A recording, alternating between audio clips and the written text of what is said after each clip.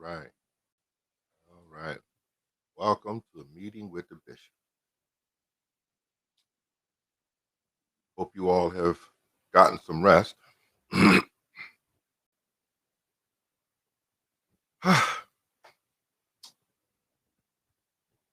Today's gonna be golden. I can just say that. Today is gonna be golden. And it'll be golden because we are here to see it. Some folks don't appreciate it, but it is what it is.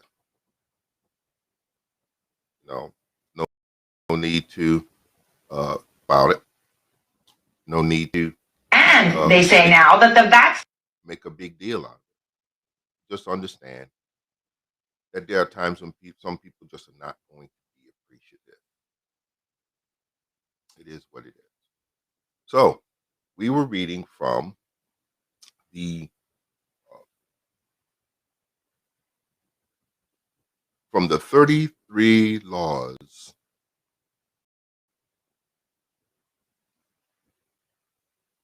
of war.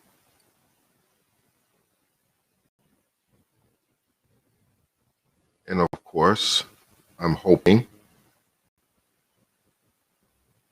that you all have decided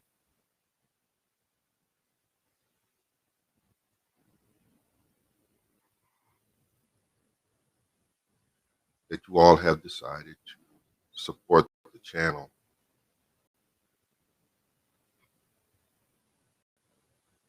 Every once in a while, we run into a situation. And that situation, can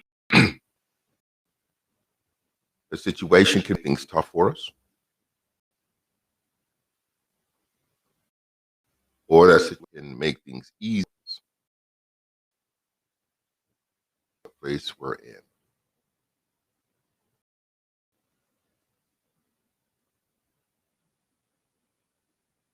Never in a while, you'll gain some successes. And you'll certainly have a few failures. But that's okay. That's okay. And the reason okay is because failure is your best teacher. Oh, now listening.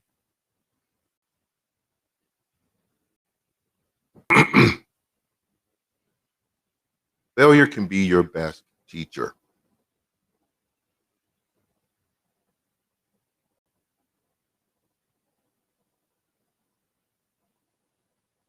He's a tough teacher. He's stern. And he's not trying to hear you whining.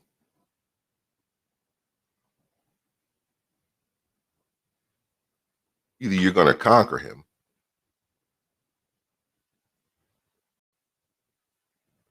or you're not going. That'd be a safe assumption. Trying to pull this together here. Doesn't seem to be cooperating.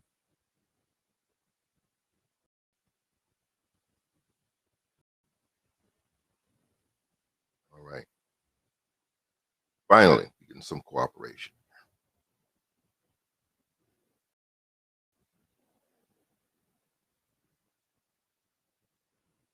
All right.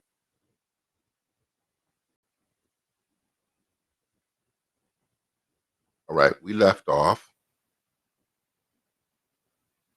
with the outer enemy. All right. We left off with the outer enemy. And if you have it, let's turn to it.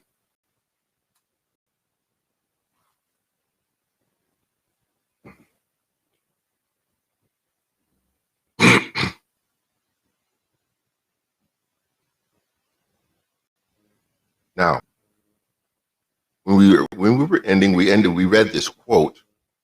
We read this quote, which was from Beyond Good and Evil by Friedrich Nietzsche.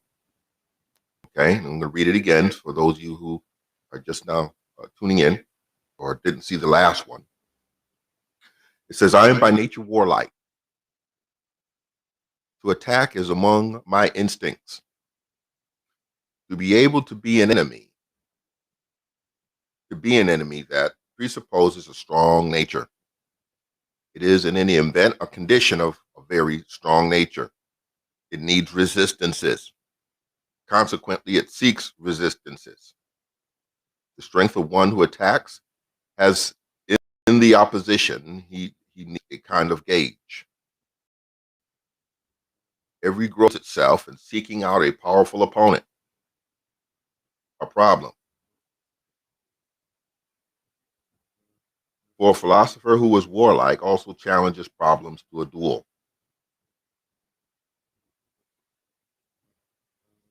The undertaking is to master not any resistances that happen to present themselves, but those against which one has to bring all one's strength, suppleness, and mastery of weapons to master equal opponents. Now, the phrase for today.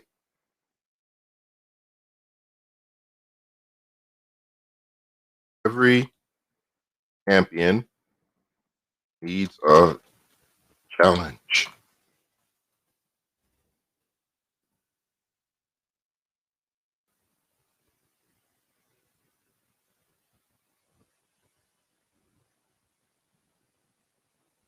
Are you hearing me? Every champion needs a challenge.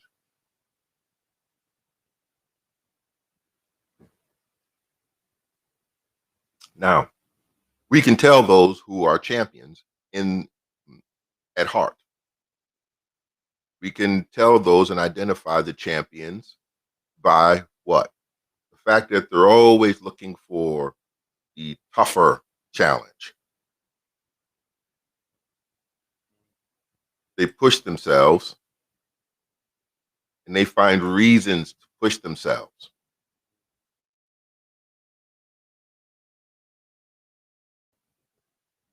There is no such thing as garrison for a champion. There is no such thing as downtime for a champion. There is no such thing as a complete rest for a champion. Champions tend to look at things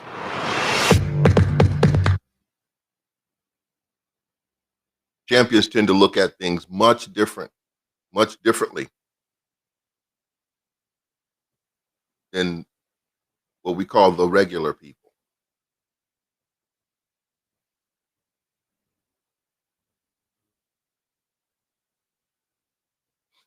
Champions need a challenge. Without a challenge, a champion goes to sleep. Y'all are not listening to me.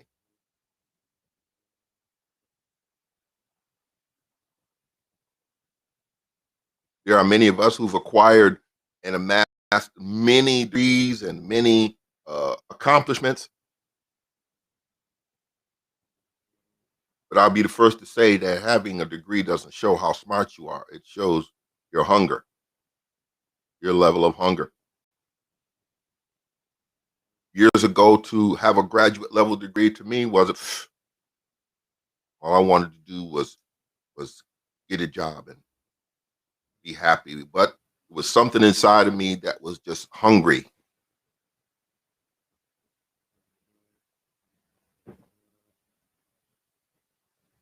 It was hungry in ways you couldn't fathom. It took me away from my hometown. Times it took me out of the country. Times it left me without a place to live. Times when I've had abundance. But when you follow and feed that thing, as Rocky said, that stuff that's in the basement, there's reasons in the basement because it was in the living room. Sometimes it was in the bedroom.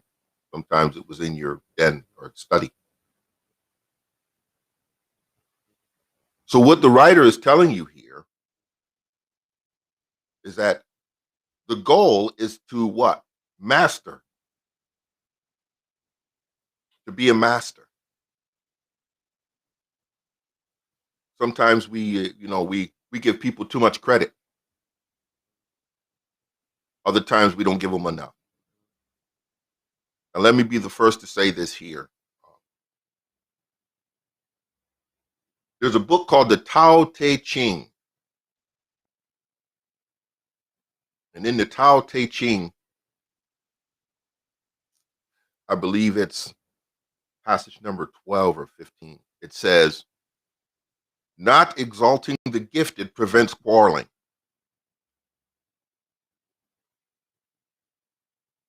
Now, we hear a lot about, in these days and times, we hear a lot about people who are doing great things. So what do I mean about great things? Convincing somebody to choose you ain't a great thing. For those of you who are righteous people out there, Christians, people from other religions, you happen to be Jewish, you happen to be Muslim, Sikhs, whatever. Even you atheists, Gnostics. I need you to look through what I'm saying and understand if you're in your emotions, some of the things I'm getting ready to say are going to hurt your feelings. Okay. As I look around me, I have enough certificates to probably plaster this whole wall. I have my mentor has all of his accomplishments covering completely one whole wall. Okay. And those certificates on the wall to him are just that, milestones.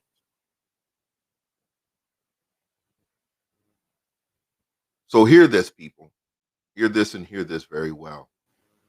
When you enroll in a college and you get a degree, that's noteworthy. But in reality, who benefits from that?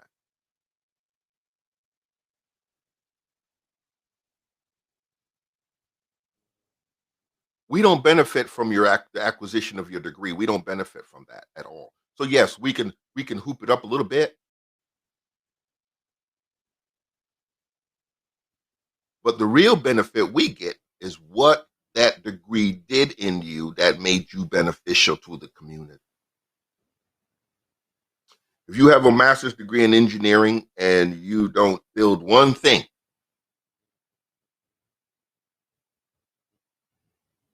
as far as the community is concerned, you're a worthless engineer because we can't use that. We can't use the fact that you graduated. Wait a minute. Remember what I just said.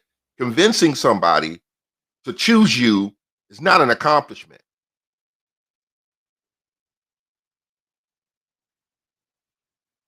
If that were the case, I know a lot of men who were after that woman. Y'all are not listening to me. A lot of men that were after that woman, he finally got her. So what we should be doing every time we see what we see as the odd couple, we should be partying, rejoicing, and hooping it up for him because he convinced her to choose him. I want you to see how much sense that makes. There ought to be parties all over the grocery store. In fact, I had a situation where I had to go to the auto parts store. And the product I was looking for was outside of my map plan. Because for two reasons. One, cost. Two, the potential damage it would have done to my vehicle. So I had to choose another product. With that, with the premise of rejoicing because somebody convinced you to choose me, because I chose that can, we ought to congratulate that company. Post it on social media. We like to congratulate this company for being chosen at O'Reilly's Auto Parts. See, we can get this thing twisted all up. Okay? And it's because we like people to recognize us. Okay? Let me show y'all.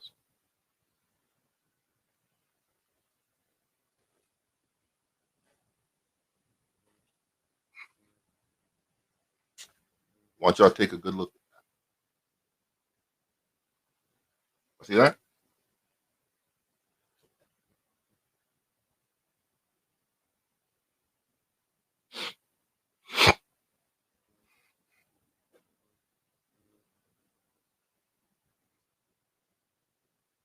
How did that make you feel?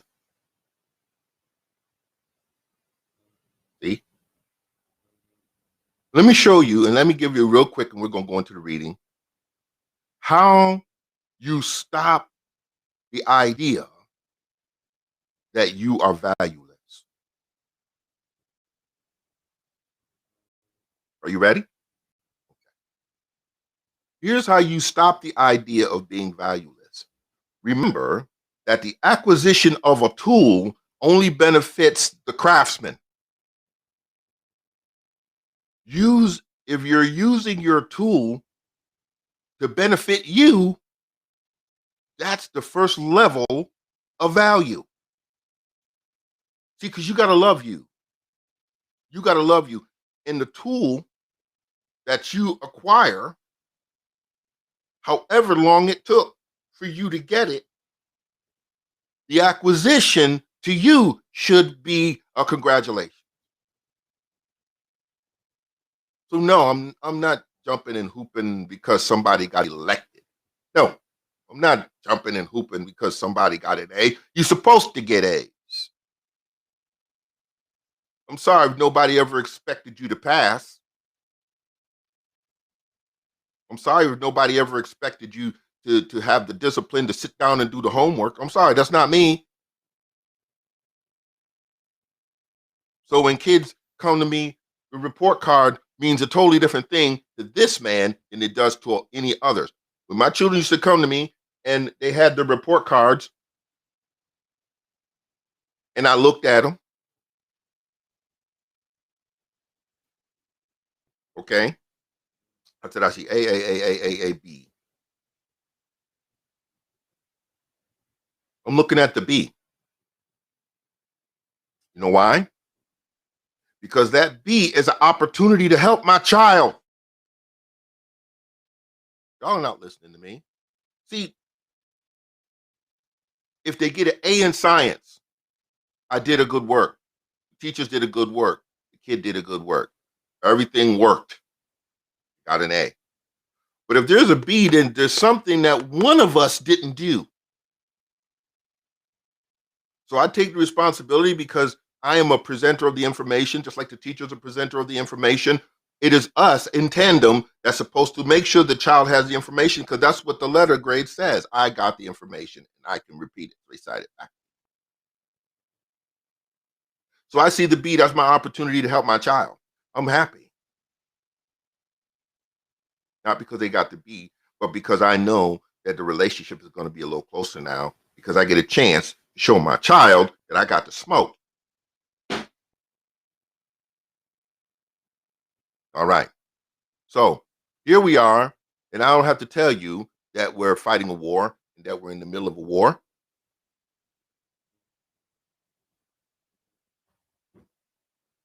And that this war is you're going to have your mind clear. If you got hands, you got hands. But your mind got to be clear on this one, because you might have to make some moves. Are you listening? You might have to make some moves. And if you ain't ready to make those moves, I hate it for you. I really do. Because you're being warned, in other words. Okay?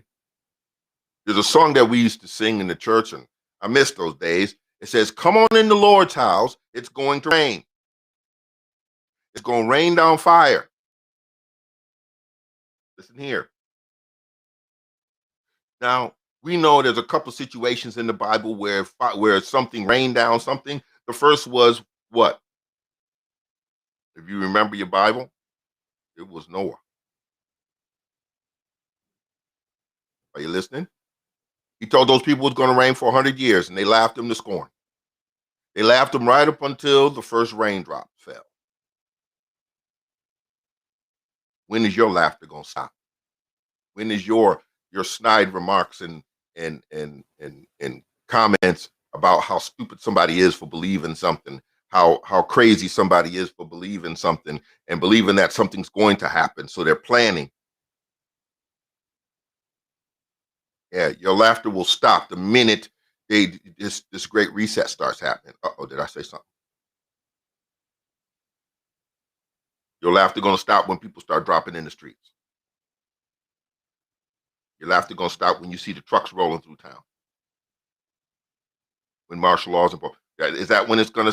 Is that when it's gonna? Your laughter is gonna stop. You stop laughing now because it's already starting to happen, and they're doing it. And they're doing it. You're going on about your way. You are so busy trying to make some money and trying to do this and trying to do that that they're doing stuff under cover of darkness. They're doing stuff covertly. They're doing stuff in places that nobody looking, and everybody thinks it's just a military operation. It's just this. It's just that. It's just. Anyway, the outer enemy. The story here is about Margaret Thatcher. Okay. Margaret Thatcher, according to the story, was, you know,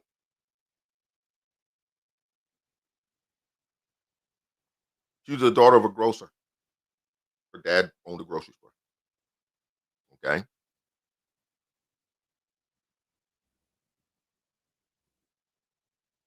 She got to the point that she became an activist. According to this, it says most politicians saw Margaret Thatcher's election as a fluke and didn't expect her to last.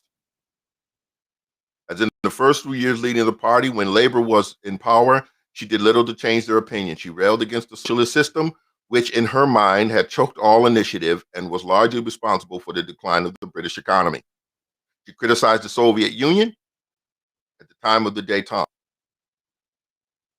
Then in the winter of 78-79, several public sector unions decided to strike. Thatcher went on the war path, linking the strikes to the Labour Party and Prime Minister James Callaghan. This was a bold, divisive talk, good for making the evening news, but not for winning elections. In 79, the Labour Party called a general election.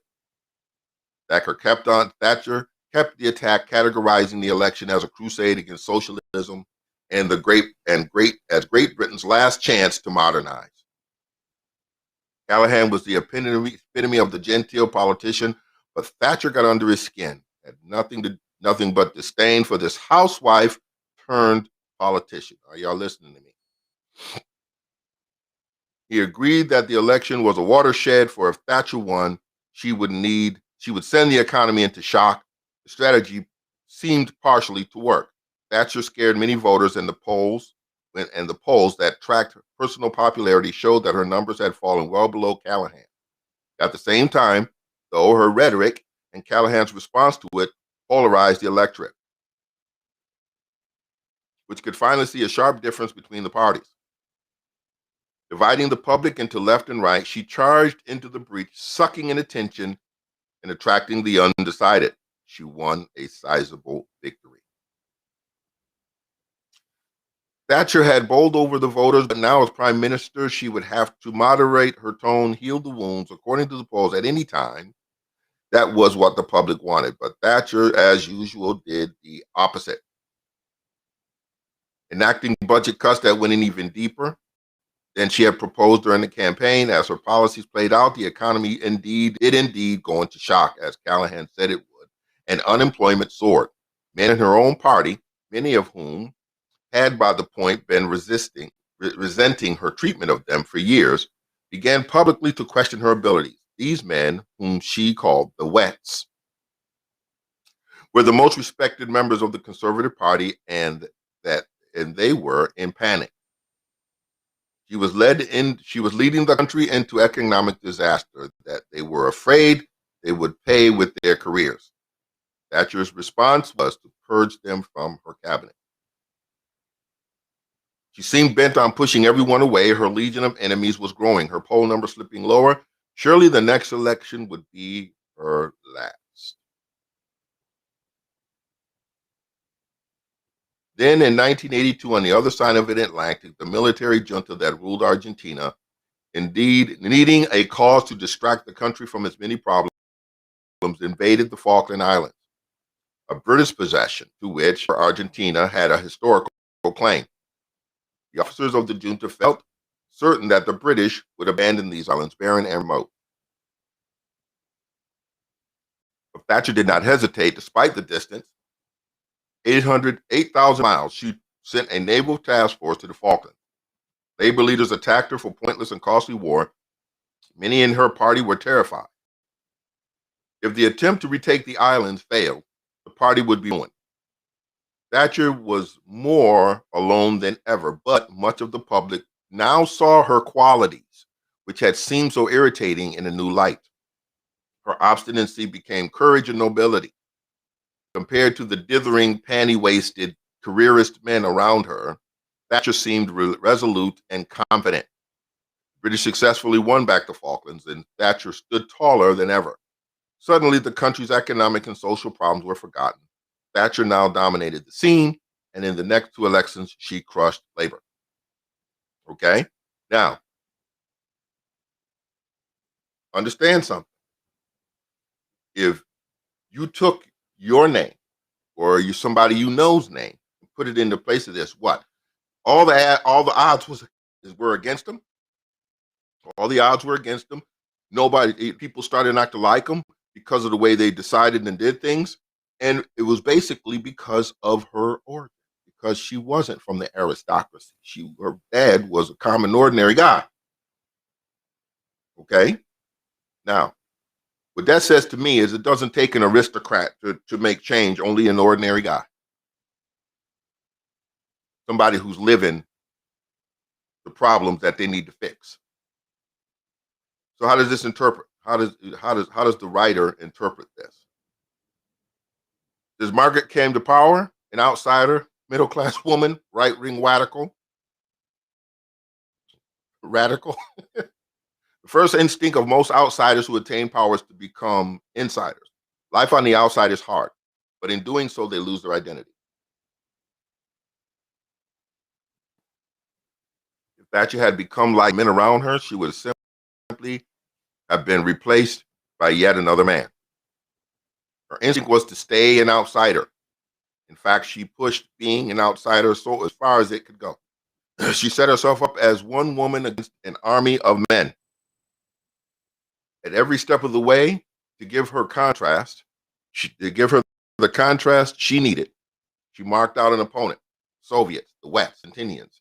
These enemies helped her define her image as a determined, powerful, self-sacrificing. Thatcher was not seduced by popularity. Y'all might want to mark that down. Which is ephemeral and superficial. Pundits might obsess over popularity numbers, but in the voter, which for a politician is the field of battle, a dominating presence, it has more pull than does likability. Let some of the public hate you. You cannot please everyone. Your enemies, those who stand sharply against, will help you to forge a support base that will not desert you. Do not crowd into the center where everyone else is. There's no room to fight in a crowd. Polarize people. Drive some of them away and create a little space for battle. I want y'all to look at that phrase right there. Okay? And for many of us who used to hang out in the streets, we understand that principle right there. You understand that principle. Okay? Don't crowd into the center where everyone else is. There's no room to fight in the crowd. Okay? So the first thing that happens when the blows get thrown, let me get some open space. I don't want to get back into a corner. This is why fighting inside the bar, not a good thing. Unless you got Wing Chun training or you're used to boxing in close, fighting inside the bar didn't help. So guess what? Fighting inside a problem, you have less of an opportunity to solve it because you can't see anything but getting out. Okay? Unless sucking them into the corner is your plan. Okay? Watch this. Everything in life conspires you to push into the center, and not just politically. The center is the realm of compromise. Getting along with other people is an important skill to have, but it comes with a danger. By always seeking the path of least resistance, the path of conciliation, you forget who you are and you sink into the center with everyone else. Listen here. I had a conversation with a group of ladies last night about the church. Okay? About the church. And I think this little certificate right here makes me an authority on the church. I think I can talk about that.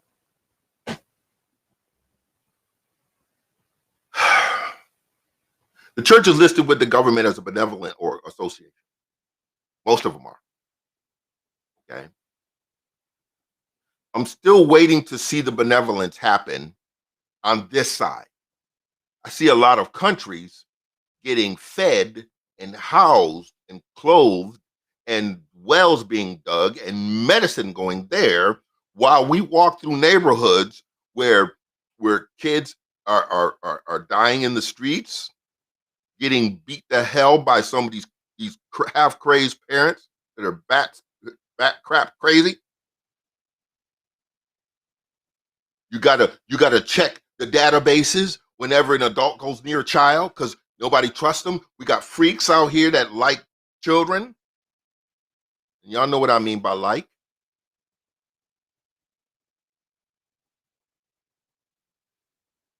Why is there no centralized church government? Oh, I forgot. Catholic Church did that, and that didn't work.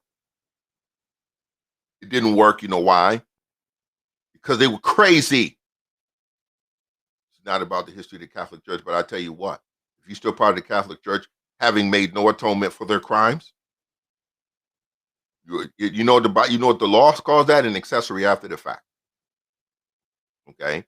And we encourage our children, don't you hang around with the drug dealer, don't you hang around with the person in the street, don't you hang around with the person who's sagging, don't you hang around with the person who dreadlocks, don't you hang around the person who's part of some right-wing, left-wing organization, don't you dare do that because your life is going to be terrible. But guess what? We'll align ourselves with an organization that still has dirt on their hands and blood in the pockets.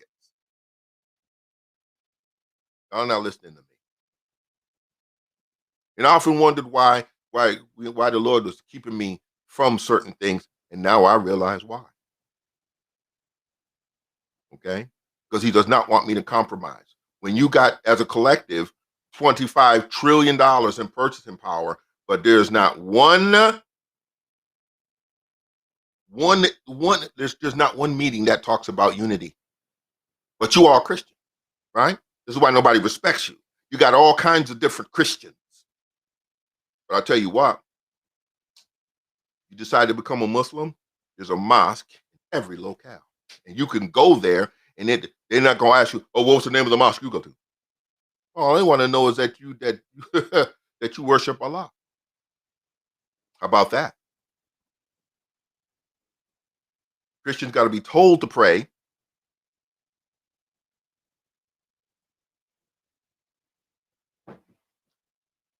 Muslims pray 5 times a day. I liken it to the child who thinks, okay, all I need to do is talk to dad a couple times. You know, say hi to him in the morning, say hi in the evening, and that's all I need to do. Muslims say, no, I need to talk to my daddy every day. I need to talk to him all the time. Take every 3 hours. I want to talk to my dad. I want to make sure I keep my connection. That's why you have very few Muslim defectors.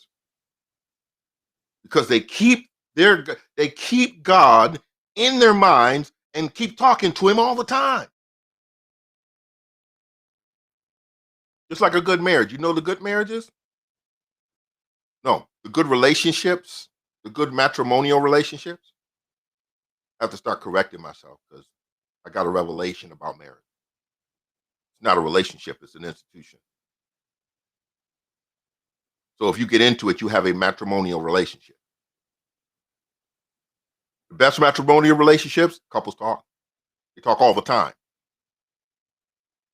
And when time goes by that they haven't spoken, maybe because one of them is distracted, the other one will make a contact.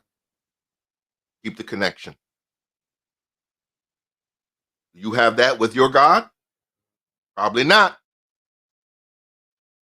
If you got to tap you on your shoulder, wrap your car around a tree, bring a disease into your life, let your house burn down. Listen, these are all the crazy stuff. I hear people saying, oh, well, God's doing that to get my attention. Since when he gonna burn your house down to get you to wake up? No, you wake up because your house burning. God is not that kind of agent. Anyway, you hear what listen, are you looking at the book? Hope you're looking at it. It says everything in life conspires to push you into the center, and not just politically. The center is the realm of compromise. Getting along with the other people is a skill. With other people is an important skill to have, but it comes with a danger. By always seeking the path of least resistance, the path of conciliation, you forget who you are and sink into the center with everyone else. Instead, see yourself as a fighter, an outsider surrounded by your enemies. Constant battle will keep you what? Constant battle will keep you strong and alert.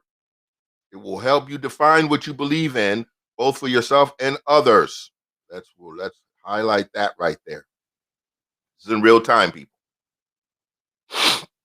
Okay? So, let me point this right at dark Americans, because we seem to keep having this challenge. Seem to keep having this challenge. Every time we get an opportunity, there's an opportunity, huge opportunity to start working a plan and be something, we sit on our tail and don't do anything. Let me rewind the tape for you. 9/11. 9/11, the focus shifted from dark Americans to Arabs. Like Richard Pryor said, we got some new Negro. And y'all know what the new N-word, that's what he said. Okay? When they were looking at them, what were we doing? Sitting watching the fight. Forget that, let them fight. I ain't involved in that. Nobody did any planning. Nobody did any talking. Nobody got together. Nobody even thought about it. The building went down. They mourned the dead. They cleared the land, built a monument on the spot. What were dark Americans doing? Watching the doggone thing. They got done, and guess what? Back to business as usual. Shooting you down in the streets, discriminating against you, making sure that your word didn't mean anything, making sure your vote didn't count, deluding you and tricking you and using your energies for their benefit and you getting nothing out of it. Dark Americans, you ought to be ashamed of yourself. Slap yourself in the head. So here we are again. Now you're the central target. Don't get it twisted. You had all this time to formulate a battle plan and you don't have one. So guess what? A lot of y'all ain't gonna make it. I may not make it. Let's read. This is why the Spirit has called me, gave me this inspiration to read this, because you guys need to get this. Okay? And guess what? This might be your last chance. Okay? Constant battle keeps you strong and alert. It also helps you define what you believe. What do you believe, dark Americans? What do you believe? You still believe you Negro, black, and colored. You have no nationality. In fact, you can go back and read the record. You're not even a citizen of this country. You got a driver's license, they let you have it. Okay? Based on this funkiness of the 13th, 14th, and 50th Amendment, which was written just for you. They living on the other one, you living on a special one. Just to keep you quiet. Okay? You have a de facto citizenship. I want somebody to fact check that. If you want to fact check it, go back to the Nationalization Act of 1790. Matter of fact, read the Emancipation Proclamation. You'll see. And you'll find out that the Dred Scott case was the one that inspired the 13th, 14th, and 15th Amendment, because what was happening was black Africans free in one state, a slave in another. So the Fed took over and gave you a citizenship.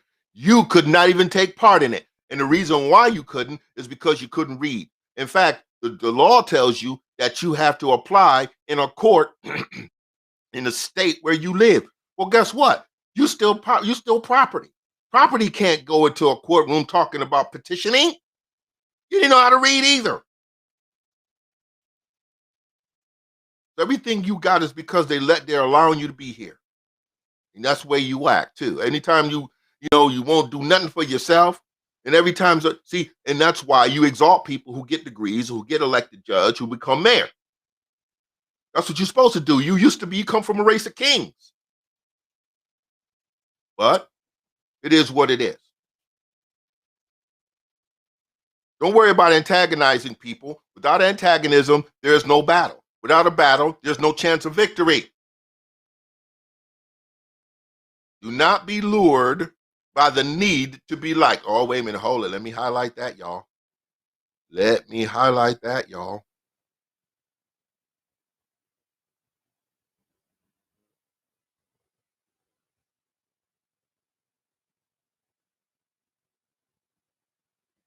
All right.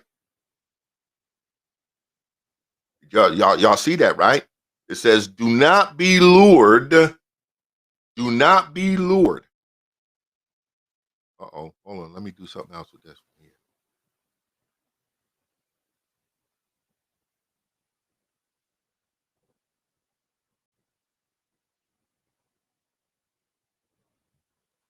I need to do this. Y'all just bear with me. I need to do this.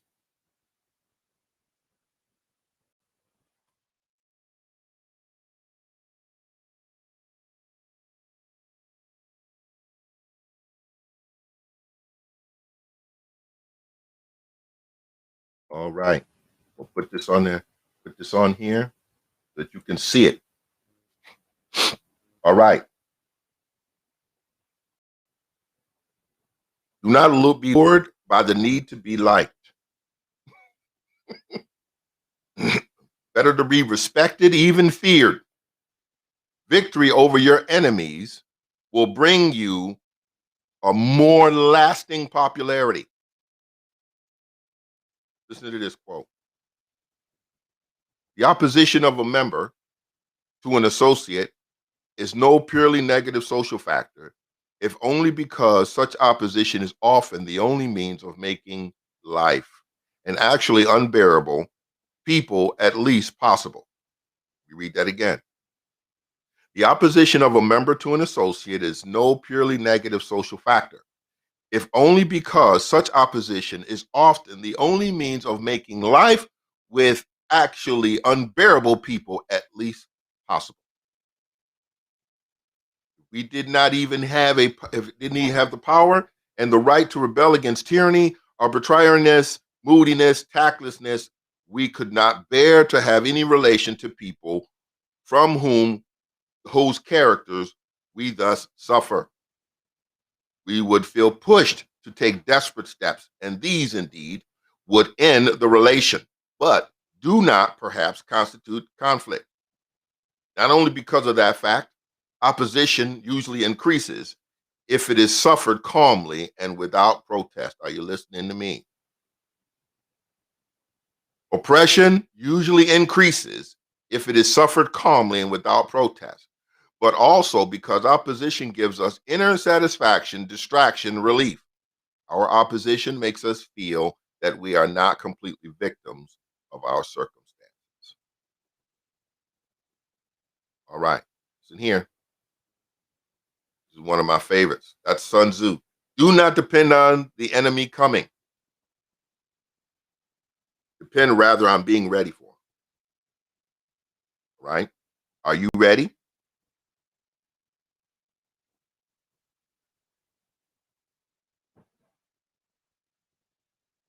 Are you ready? All right. One more section, a little bit more, and then we're going to close it up. The section, Keys to Warfare. Y'all ready for some meat? So we gave you the potatoes and we gave you the green beans, and you got your cup ready for your drink, and you got, the bread with the butter on it. Now we finna get some meat. Here's the warfare.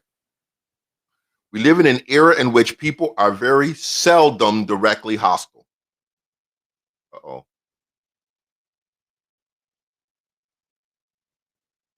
Listen up.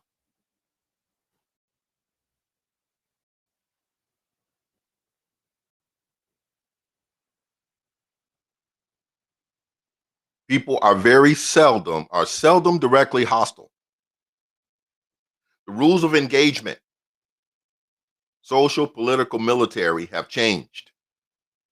And so must your notion of the enemy. An upfront enemy is rare now and is actually a blessing. Listen at that now. Come on. People hardly ever attack you openly anymore, showing their intentions, their desire to destroy you. Instead, they are political and indirect.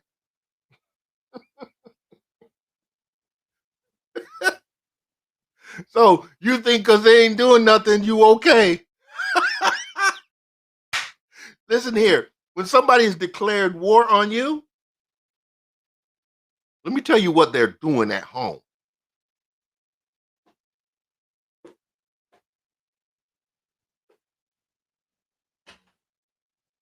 Shoot. Let me see. They're watching you on video. Yeah. They're reading the studies on you. They're watching your relationships. Because why? You can't help but put a picture up. You can't help but put your location on. You can't help but tell a story. Got to show them everything. And they just write it down. Oh, he went there? I mean, he likes seafood. Wait a minute. Let me put this in a seafood restaurant. And you know what they show? Black folk got to show up. Listen here. If you from New Orleans right now, you done showed enough videos of your food, how you eat it, where you eat it, that they know where to find you blindfolded.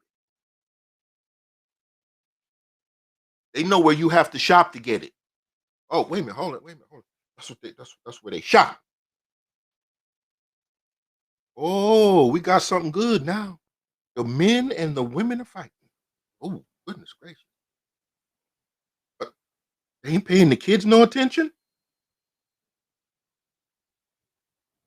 Oh my goodness. Wait a minute. Taking big notes. Wait. Oh, you see that car? Oh, they like to dress their cars up. Oh man, let me turn the page. They're studying you. It's all about you, nephew.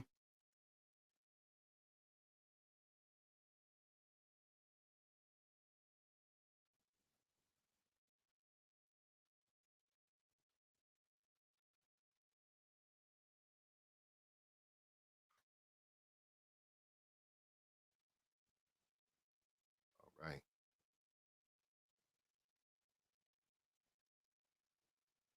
All right.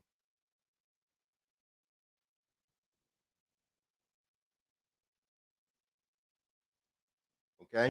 They're studying you. And you know what you're doing? You're just going about business as usual. Like ain't nothing gonna happen to me. Nothing's gonna happen to me. So you really think that when things are quiet, ain't nothing gonna happen? Are you lost in the sauce or something? So you're busy studying. And then you wonder why you can't get certain foods in your community. I remember Rashim Ali, he used to be one of my mentors. He gave me my first management job. He said, we'll do a study, need to do the study on the foods. What foods are coming down in the community versus what foods are going out in the suburbs. You'll find that you get in the trash. Hello, somebody.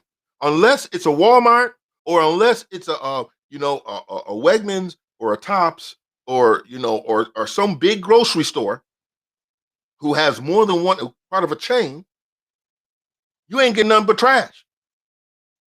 Food closer to milk, close to the sell by date, shouldn't be drinking milk anyway. But anyway, that's just for an example. Eggs are about to expire. Y'all not listening to me.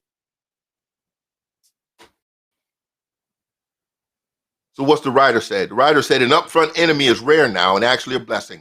They'll hardly attack you openly anymore, showing their intentions, their desire to destroy you. Instead, they are political and indirect. Although the world is more competitive than ever, outward aggression is discouraged. So guess what? When you start getting all in your feelings, getting all loud, fighting over chicken sandwiches, okay? Listen here. I believe that the Karens of the world are spiritual agents, demons. I believe that those women are possessed by something that is just designed to make you be emotional as a distraction from something bigger.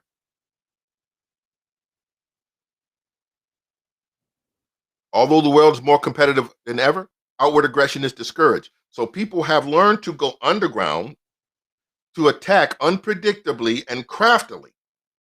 Many use friendship as a way to mask desires. They come close to you to do more harm. Why? Because a friend knows best how to hurt you.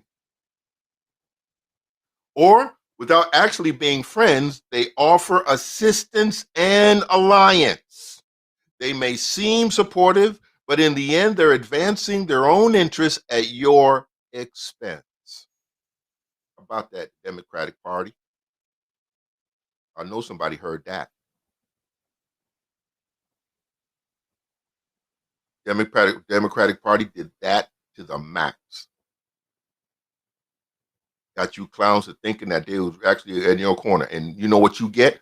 You know what you get for your alliance? You know what you get for your vote? Let me tell you what you got for your vote. You got open borders. That's what you got. You got an influx of a population that's getting ready to make you a permanent underclass. How about that? That's love, ain't it?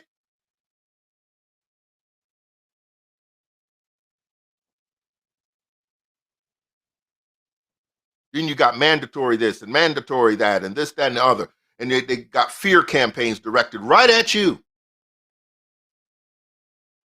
Thank you for your vote. Now I can set you up to die.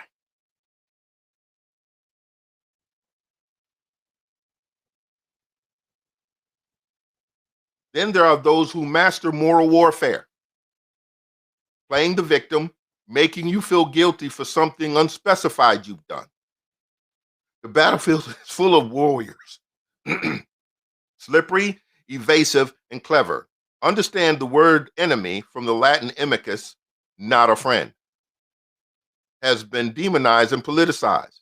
Your first task as a strategist is to widen your concept of the enemy, to include in that group those who are working against you, thwarting you, even in subtle ways. Sometimes indifference and neglect are better weapons than aggression, because you can't see the hostility they hide. Without getting paranoid, you need to realize, wait, hold it, let me see. Without getting paranoid, you need to realize that there are people who wish you ill will and operate indirectly. Identify them, and you'll suddenly have room to maneuver. You can stand back and wait and see, or if you take action, whether aggressive or just evasive, to avoid the worst. Listen to that phrase right there. That's the phrase that pays.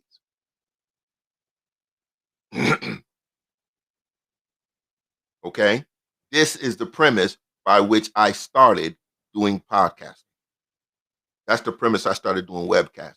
Because this is right here. You don't listen here. When your enemy starts clowning and acting up, you don't clown and act up with him. Sit back. Sit back and watch.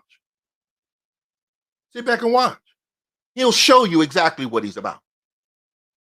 And you don't take his thing to be, okay, well, I need to do this. No, you sit back so that you can put yourself in a better position. Okay? I know this cat got hands. So I know I'm going to have to eliminate that as a threat. He can't kick worth a doggone. So I'm going to wear them arms out. See what I'm saying? That's what it's about. You don't get all hyped up and get all mad, and you stop talking to him. Stop talking to him. You ain't Muhammad Ali. See, even Muhammad Ali he was just encouraging them to do stuff. Show me something. Show me something. And the more angrier they got, the more they would overplay. And when he overplayed, guess what? He learned how to maneuver against undue anger aggression. That's what he got involved with. Okay? And that's how you got to do. When you see something that's a direct threat against you, don't get mad playing. Okay? Because now you can see it. And don't listen here. Don't try to analyze it as anything other than what it is. Okay? Stand back and wait and see. Or if you take action, whether aggressive or evasive, to avoid the worst. You can even work to turn this enemy into a friend. Do whatever you do. Whatever you do, do not be the naive victim. Do not find yourself constantly retreating, reacting to your enemy's maneuvers. Arm yourself with prudence and never completely lay your arms down, not even for friends. See, what did I say in the beginning? Champions stay at DEFCON 3, 4 all the time. All the time. Because they know trouble is right around the corner. Because we know people. And when you become that kind of warrior, you'll start thinking about the political aspect. You'll start thinking about what I need to do to make sure that this thing don't hit me. And if it hits me, it needs to be light. Okay? So we strengthen our family members because that's a point of entry. Because that's a point of entry. We curb our appetites because that's a point of entry. We curb our desires because that's a point of entry. Okay? We subdue our passions because those are points of entry. We minimize our discrepancies and we minimize our arguments and discussions, especially in public. We don't let that happen. Why? Because everything we do that's a deficiency is a point of entry for our enemy. So brothers, why should you be getting along with the women? Because she's a point of entry. You don't know which one they're going to use. Y'all heard me? Ladies, you need to stop this craziness about trying to be independent and all that. Even if, listen here, it's a battle strategy, folks. We're at war. Be a lady and use that as a weapon. See? Because trust me, if they get us, you're done. Your goose is cooked. Okay? Because the man's body operates different than the woman's body. His brain operates different than your brain. When you understand that you're the protected, you're supposed to be protected. This is why you submit. You don't submit because some rule said it. You submit because it's prudent to do it. Okay? It says that you recognize the skills and attributes of your husband. That's what that says. And because you do that, guess what? God gives him favor. Okay? Because you submit it, God make your husband stronger. Because you submit it, he makes him more financially prosperous. Because you submit it, things don't happen the way they happen. And if they do happen, God has the rams in the bushes to make sure that things can smooth out for him so that he can continue to keep that bulwark around you. But I'm guessing you don't care nothing about it. Now, let's wrap that up right here. I'm hoping that you people will download it. You can get it from PDF Drive. You can get it from PDF Drive. You know, I'm suggesting you probably get a get a subscription. Subscription's not that expensive, but they're all free. You know, they're all free. Got room on your computer. Just go on ahead and create a file, an ebook file, and download it so that you can have it. This has been Quest to Be the Best Part 3.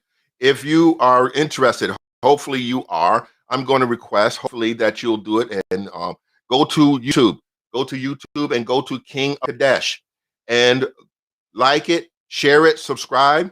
Okay. Hit the bell, hit the notification bell. So whenever I do a broadcast, you can be involved in it. All right. Also, we want to start, if you do that, then we can start having dialogues. Okay. I want to start a call-in show, so that people can get up here and we can actually have some conversation about it. All right. YouTube and Kadesh. Okay.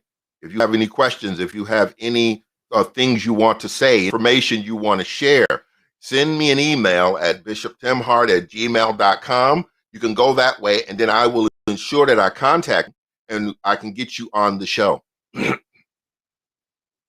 All right. So this has been good. I'm gonna review some of this stuff because it's some good stuff. Some good stuff. It's second time. All right. So this has been good. We're gonna sign off right now, and I want to hope that you all have a good day. And remember what I said now. Remember what I said. We're at war. So you ain't got time. You ain't got time to mess around. Right? This has been Meeting with the Bishop.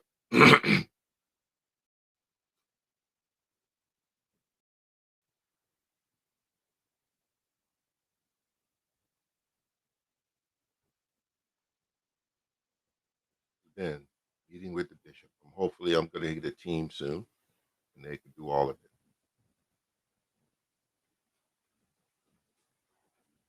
All right? You all have